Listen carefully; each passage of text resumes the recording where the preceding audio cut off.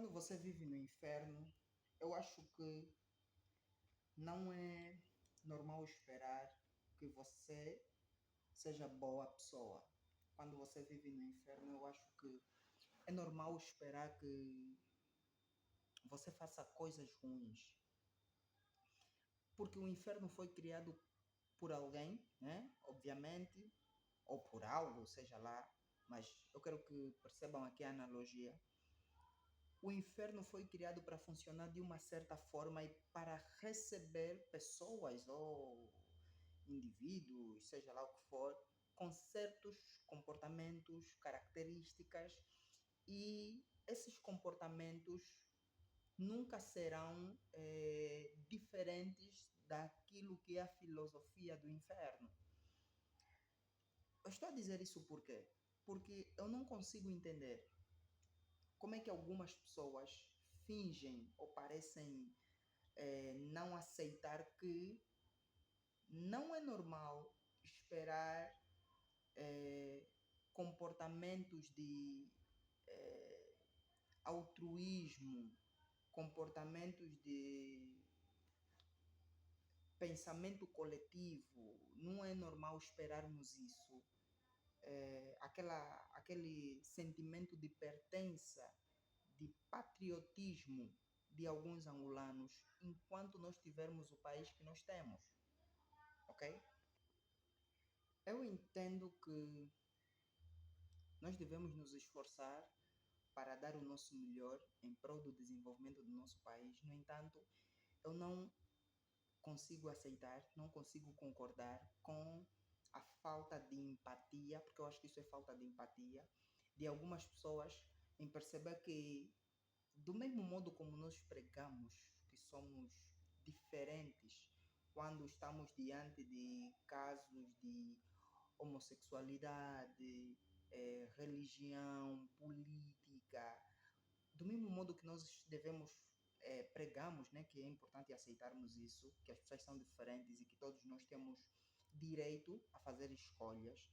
É do mesmo modo que em casos como este devemos também pensar dessa forma, ser empáticos a ponto de percebermos que não é normal esperarmos dos outros esses pensamentos de crescimento, desenvolvimento coletivo, altruísmo, quando temos um país falhado, um país com um governo falhado, com um governo desestruturado e que não aceita que o governo está desestruturado, um país que o governo pouco faz para o desenvolvimento moral ou o desenvolvimento da consciência moral do cidadão. Eu acho que é hipocrisia. É hipocrisia. Eu olho algumas vezes as pessoas na rua e o comportamento que elas têm nas ruas.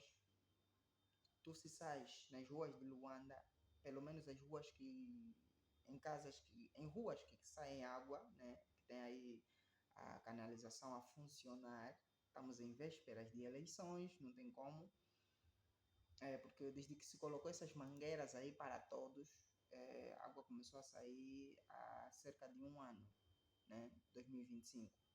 Então estamos agora em 2026, as eleições aconteceram há mais ou menos 4 anos e pronto, faz parte, né? Sabemos bem como é que funciona isso. As ruas estão sempre molhadas, sempre alagadas. Por quê?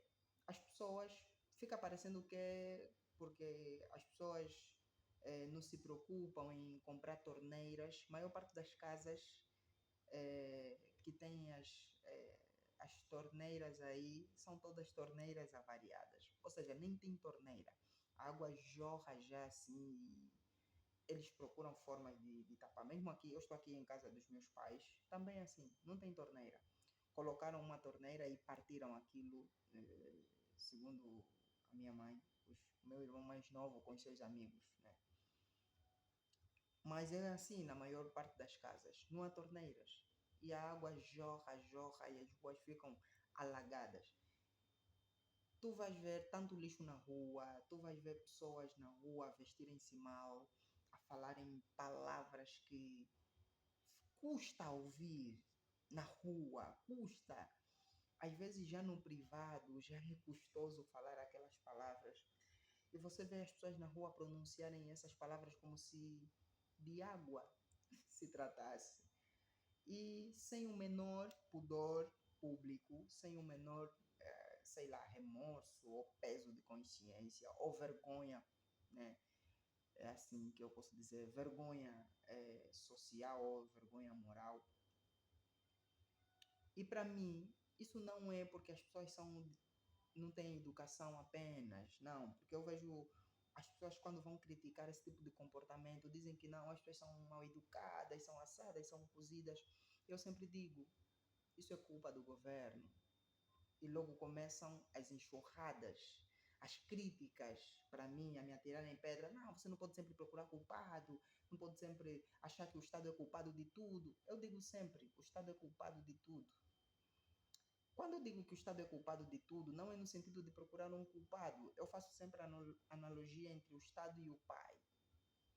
O pai tem o poder de decidir o que é melhor para um filho, até que o filho atinja uma idade em que tem o direito de decidir por si mesmo.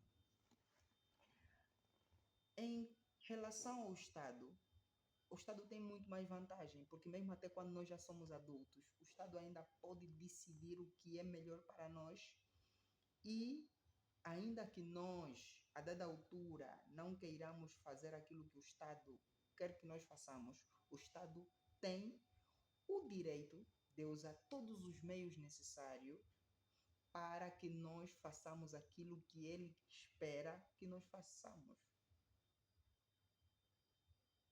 Então significa dizer que se o Estado quiser que as pessoas sejam educadas, o Estado tem condições de fazer isso.